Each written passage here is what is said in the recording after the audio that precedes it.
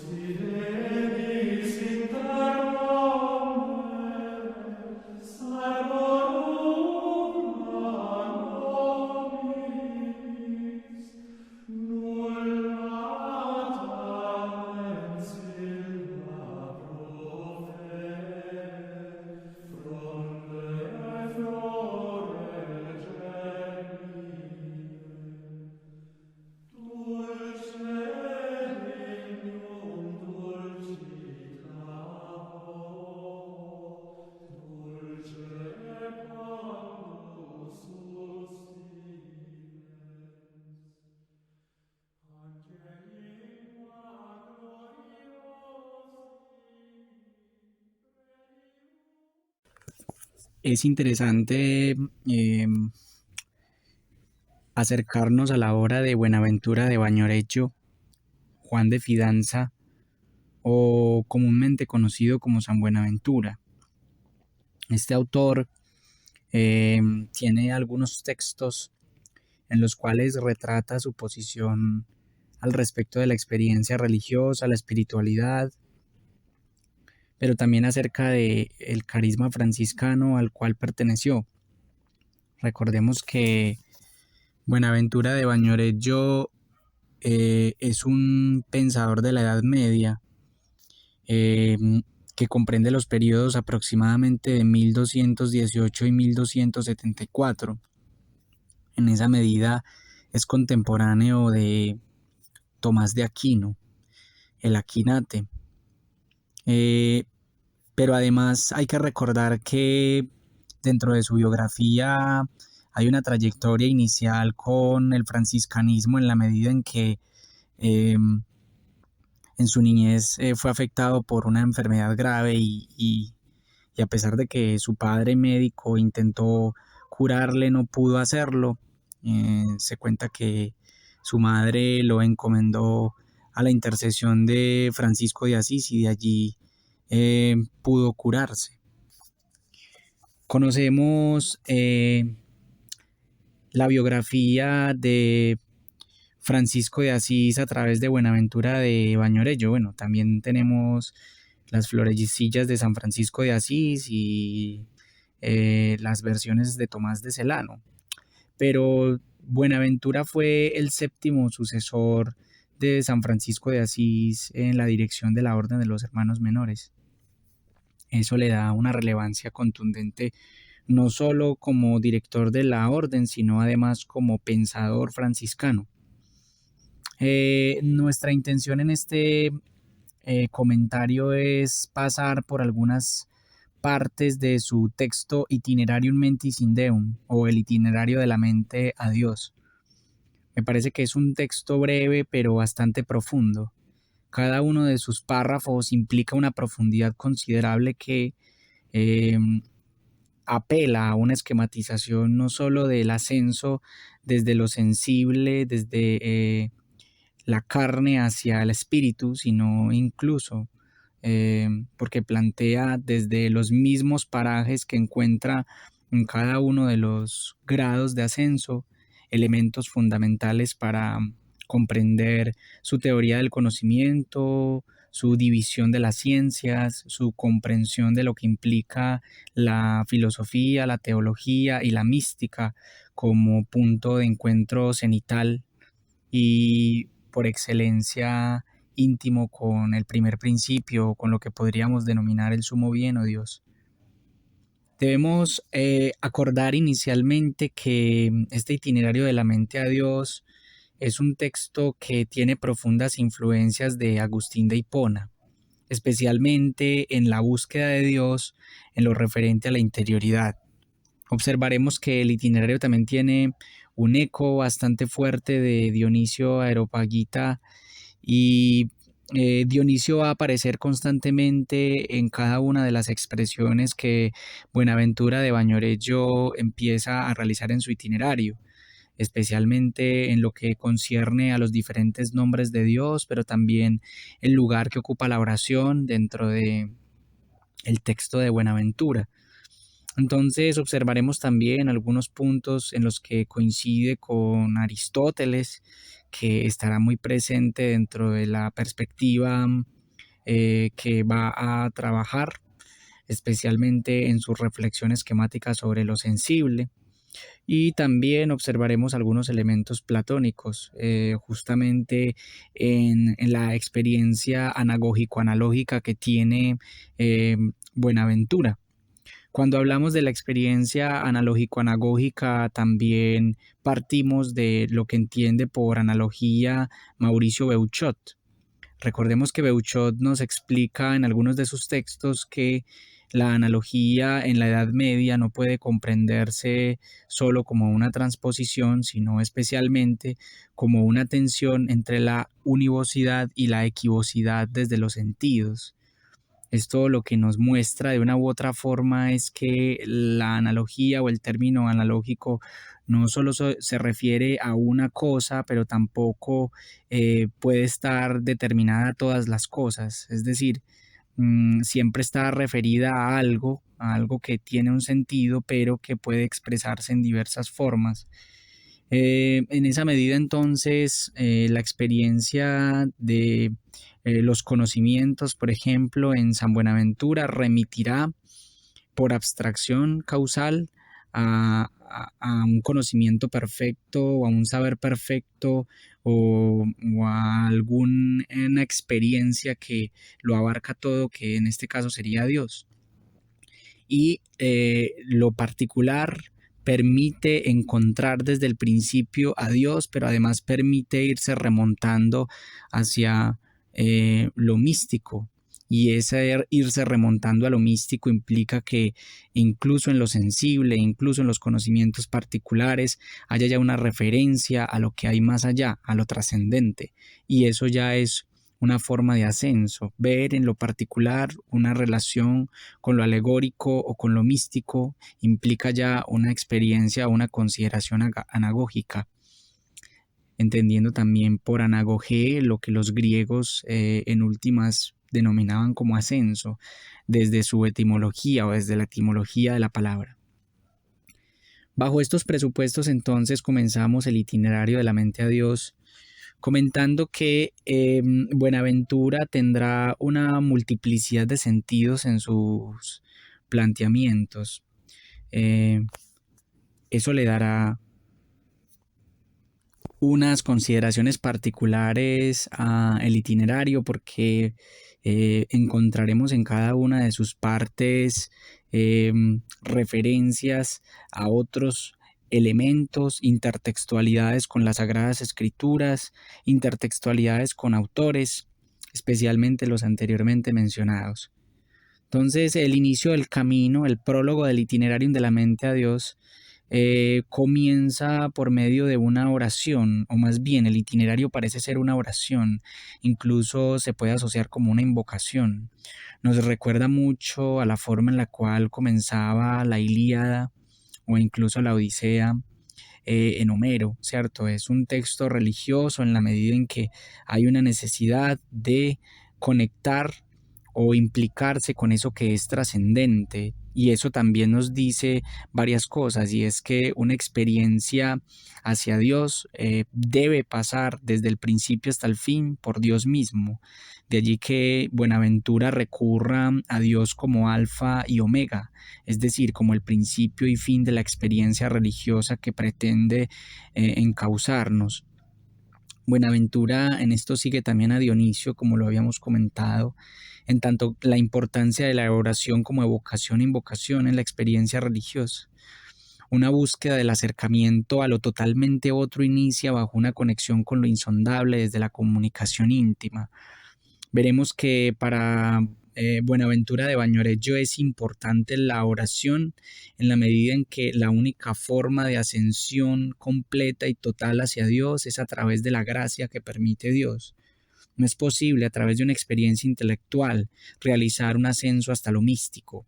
Y de allí que, si bien para Buenaventura la mística pueda ser una suerte de saber o una suerte de conocimiento en los términos de Juan de la Cruz, en los términos de una teología mística como Juan de la Cruz lo plantearía, A pesar de que pudiera ser un saber, no es de la misma índole ni de la misma categoría que el saber intelectual o el que produce el entendimiento. El entendimiento es absolutamente limitado para llegar hasta la experiencia mística e íntima y hasta la conexión de las cosas que nos permite con Dios.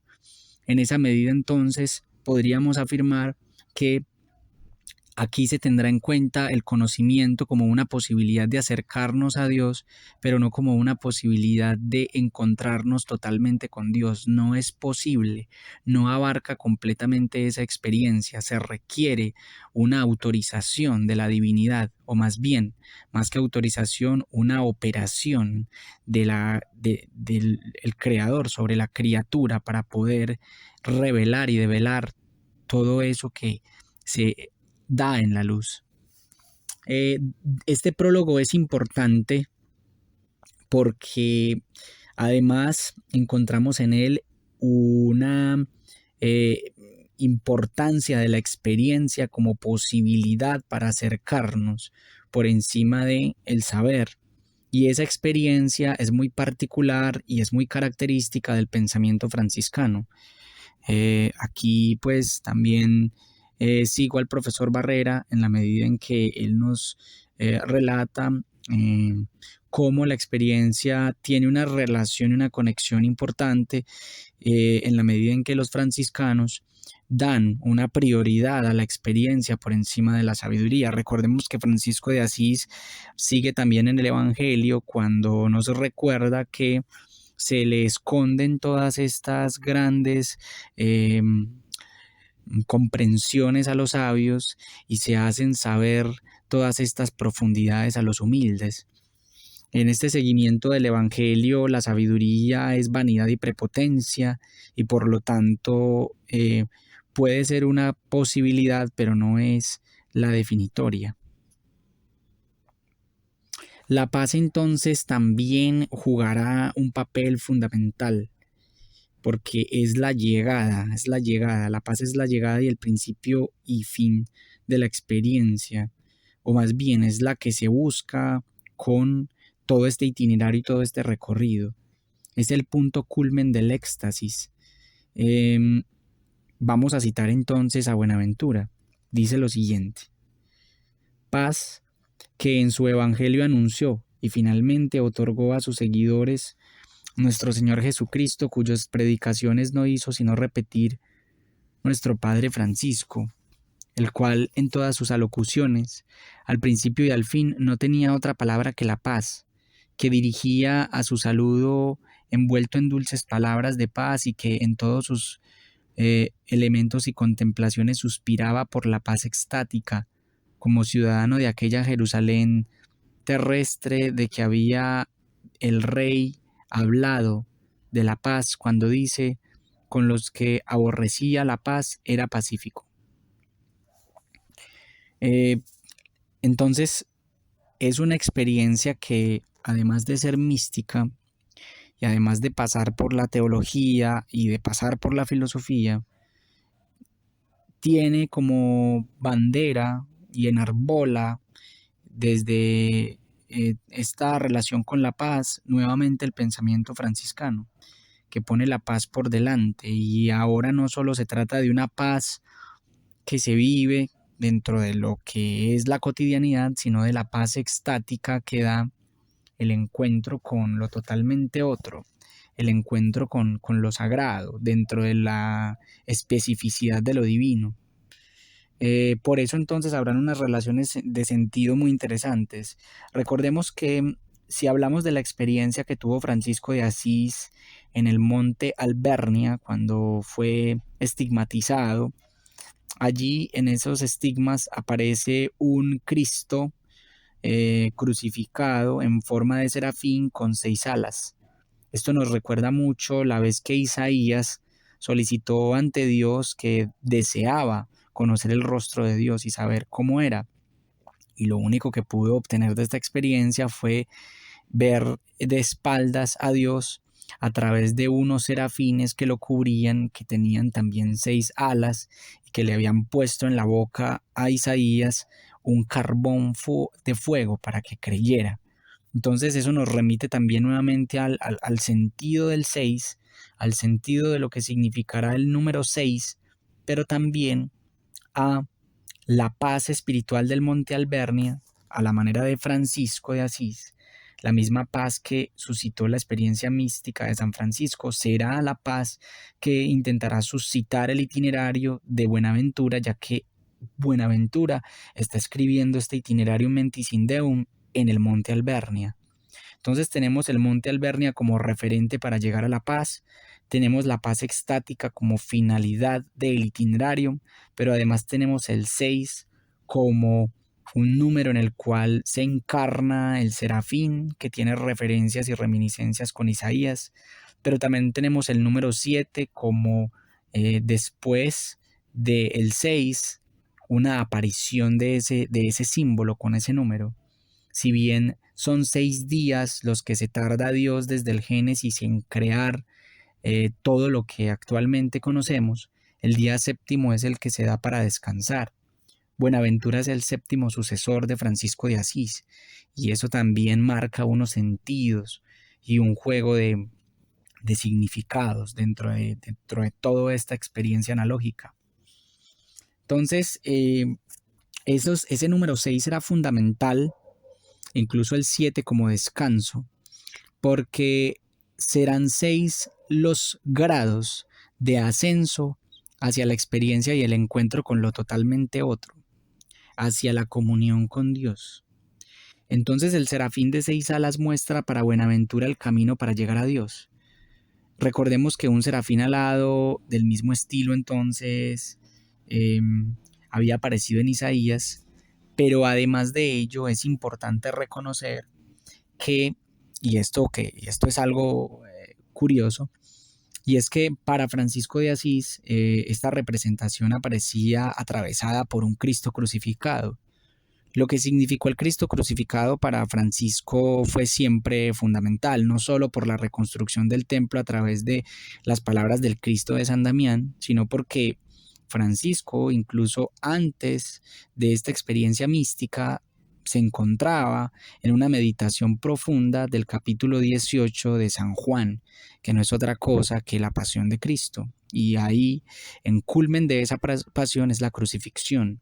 Entonces nuevamente volvemos al hecho de que para Francisco fue importante esta experiencia que fue atravesada por la pasión y por la crucifixión y que generó y produjo los estigmas como vivencia interna y corporal de Dios en mí, que eso ya tiene unas representaciones místicas interesantes, impresionantes, sino también, y esto es algo fundamental, sino también como el crucifijo llega a marcar un referente de principio a fin en la experiencia franciscana, que a su vez marcará un referente de principio a fin en la experiencia bonaventuriana.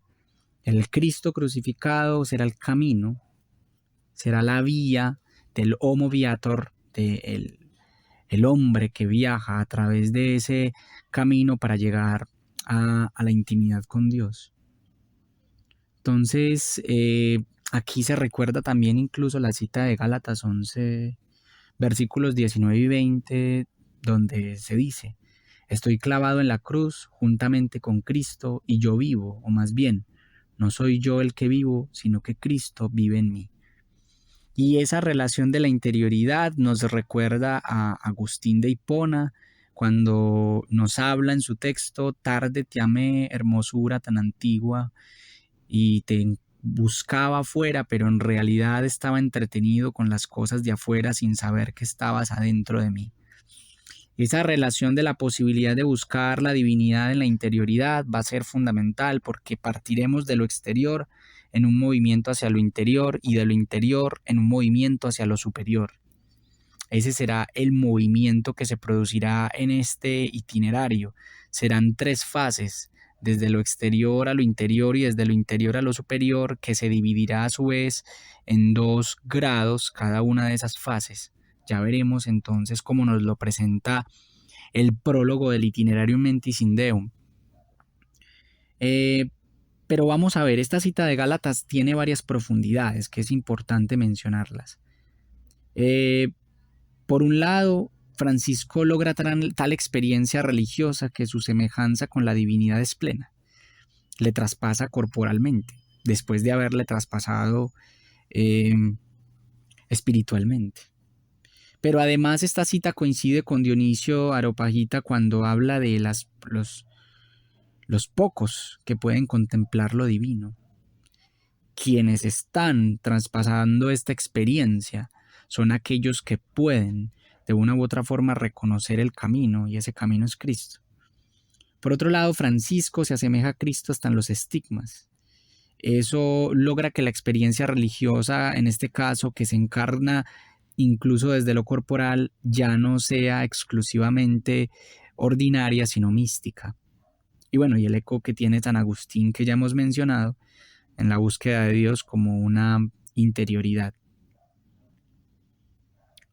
Entonces, para comenzar aparece un deseo. Nadie entra a la contemplación si no es deseoso de esa contemplación. Y esa búsqueda se logra a través del clamor de la oración, pero también entonces a través del fulgor de la contemplación, a la cual tendremos que hacer una precisión, y es que Buenaventura toma el término contemplación en dos sentidos. Contemplación como la posibilidad en términos vulgares de ser susceptible de observar algo, pero también contemplación, contemplatio, como la posibilidad de entrar en un éxtasis de la pasividad con respecto a la gente activo por excelencia, al acto puro por excelencia, que es Dios. Entrando ya en esta puerta, habiendo advertido que la oración es necesaria, habiendo advertido que el conocimiento no es suficiente, habiendo comprendido que la experiencia mística es fuerte y que implica de la gracia divina, entonces se empieza una suerte de esquematización, de comprensión. Ya se ha dado una advertencia, ya se han dado unos elementos preparatorios, y es importante entonces hablar de lo que sucede o lo que compete al esquema o al recorrido que se va a dar. Este prólogo es bello no solo porque nos advierte de lo que va a suceder, sino porque es una emulación maravillosa de lo que se hace en la preparación para un viaje. Antes de viajar, lo primero que se hace y la reflexión que se toma es qué herramientas y qué elementos debo llevar para llegar al lugar donde quiero estar. Y en este caso, para llegar a la experiencia y contemplación de lo totalmente otro, se requiere de la gracia, se requiere de la oración, pero se requiere además de otras herramientas que Buenaventura nos irá dando. Pero no solo eso es lo que se cuenta cuando uno va a partir en un viaje, sino que además lo que se cuenta es qué caminos vamos a ver, qué parajes vamos a recorrer, dónde vamos a detenernos y cuál es nuestra meta. Y esa guía es la que justamente nos arroja Buenaventura de Bagnoregio en este prólogo. Por eso es tan hermoso y tan analógico, nuevamente aludiendo a las explicaciones anteriormente comentadas.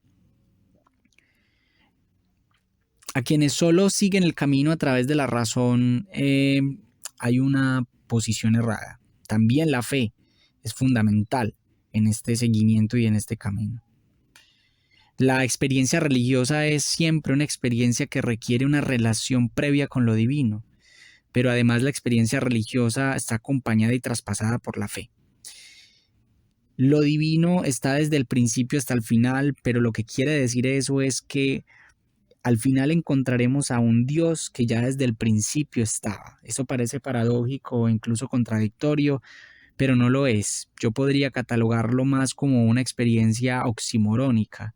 Es un oxímoron el que vivenciamos. Un oxímoron en la medida en que encontramos que vamos a llegar a un algo que ya estaba desde que nosotros partimos.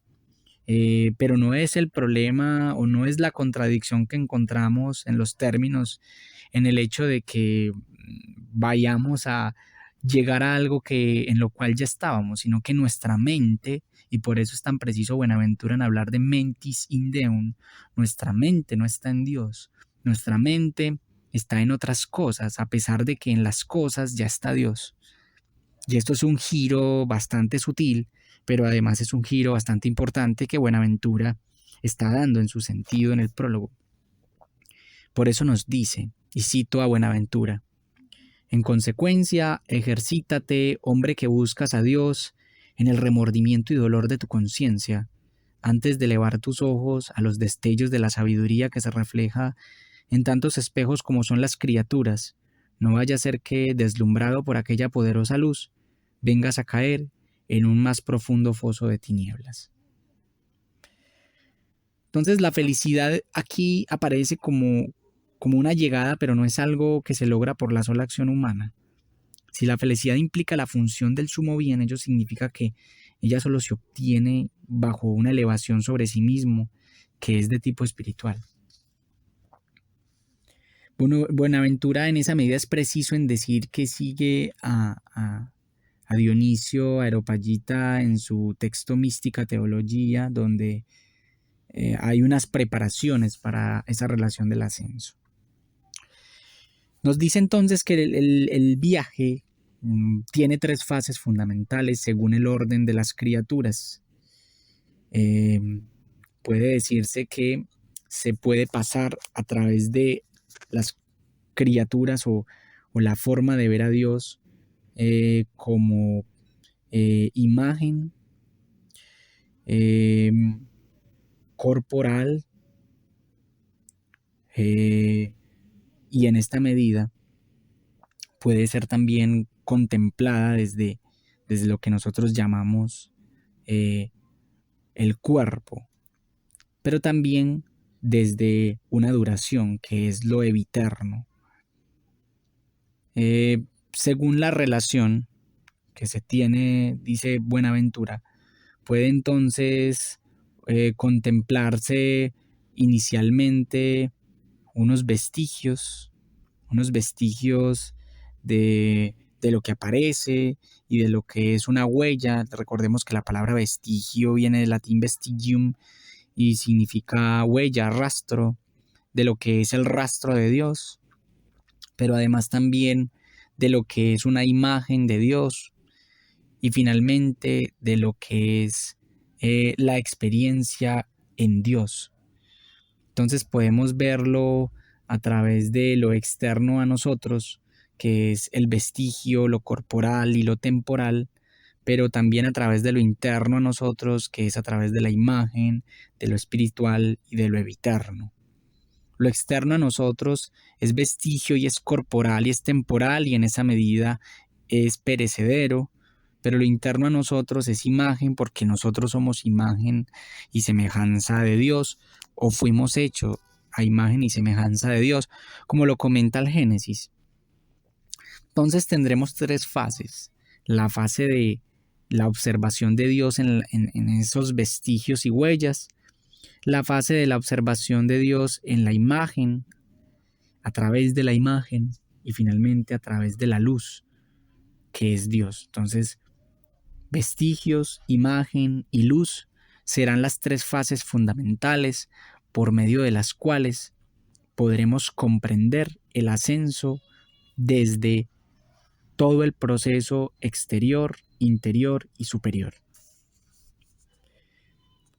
San Buenaventura en esta medida es claro en establecer tres pasos de su experiencia de intimidad con lo totalmente otro y de conexión con la divinidad. Establece en ese recorrido del Homo Viator un paso por y en el vestigio, que es corporal, temporal y externo a nosotros, y un paso que es imagen espiritual, interna a nosotros, para ascender hasta lo eterno, lo espiritualísimo y superior a nosotros, donde se observará el primer principio. Hay una relación analógica nuevamente en este punto, incluso metafórica, y es que Buenaventura habla de estos tres pasos como tres jornadas en el desierto, y ahí cita al Éxodo 3:18. Es curioso que, como lo comenta el profesor Andrés Felipe López, Buenaventura coincide en situar el viaje como en el desierto. Eso implica un camino de purificación. Es un trasegar de la pureza o hacia la pureza. Eh, para este trasegar eh, es muy interesante también cómo se configuran esas tres fases como tres pasos o tres luces en el día, tarde, mañana y mediodía. Eso coincide con la forma en la cual el sol también se pone, se oculta y sale, pero también tiene unas referencias y unas relaciones con la forma en la que se concibe el tiempo en la experiencia monacal.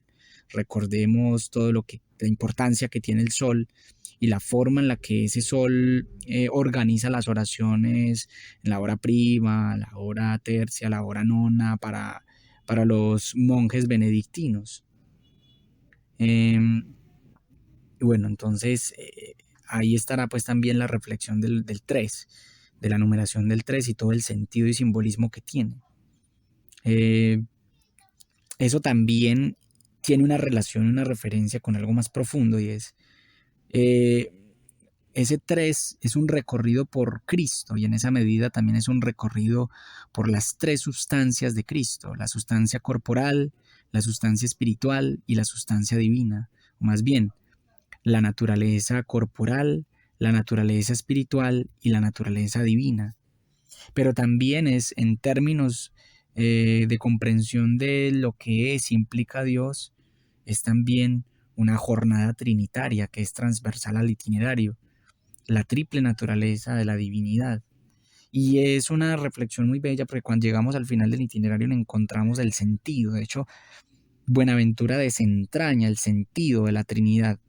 La Trinidad necesitaba hacerse hijo, el Padre necesitaba hacerse hijo porque las criaturas no hubiesen podido comprender eh, de manera coherente esa relación de lo divino. Y por eso, si la divinidad quería hacer suma bondad, necesitaba hacerse claro ante criaturas que de una u otra forma no podrían comprenderlo si no fuera a través de este plano, a través de este desdoblamiento. Entonces, es interesante también cómo lo trinitario se explicará al final, pero cómo traspasa toda la jornada trinitaria en la medida en que tiene tres fases, imitando y emulando el Padre, el Hijo y el Espíritu Santo. La experiencia religiosa entonces se puede asumir como una experiencia cristiana trinitaria. Bien, con este comentario del prólogo del itinerario Mentis in Deum de Juan de Fidanza o Buenaventura de Bañoreggio, intentábamos incitar a la lectura del texto, a sus profundidades, a su ascenso filosófico, teológico, místico, pero también a su interesante reflexión y puesta en escena de lo que el profesor Andrés Felipe López en su texto Tratado de los Filósofos Franciscanos, Buenaventura de Bañoreggio, Juan Duns Scoto y Guillermo de Ockham en su apartado sobre Buenaventura habla acerca de el viaje de Buenaventura a través del itinerarium como una arqueología del verbo divino, entendiendo como una arqueología la búsqueda de ese principio, eh, de esos rudimentos importantes y esenciales que incluso se encuentran en todo el edificio. Pero a la vez es interesante ver y observar que esa arqueología del verbo divino es una arquitectura de los conocimientos, es una arquitectura de la interioridad, es una arquitectura de los conocimientos teológicos. Es un doble movimiento el que se produce en Buenaventura, uno como búsqueda principal y uno como recorrido colateral. Es un correlato. La construcción de los conocimientos es un correlato y la construcción del propio sentido del conocerse y del autoconocimiento es un correlato en la experiencia religiosa de el ascenso hacia el conocimiento de lo totalmente otro. Entonces es interesante que este doble movimiento pueda ser una incitación a la lectura de un autor medieval, clásico, fundamental, como Buenaventura de Bañorecho.